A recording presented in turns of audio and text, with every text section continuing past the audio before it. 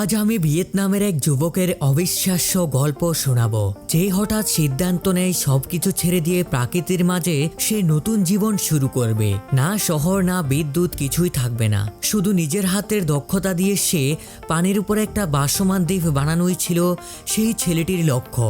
সে জঙ্গলের ভিতর এক নির্জন হ্রদের ধারে চলে যায়।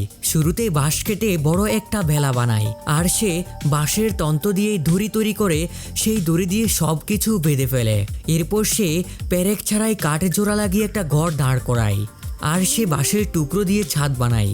খাবারের জন্য সে প্রথমে মাছ আর ঝিনুক ধরে, পরে বেলার উপরে মাটি এনে ছোট্ট একটা বাগান তৈরি করে। সবজি, মরিচ, এমনকি কলা গাছও লাগায়।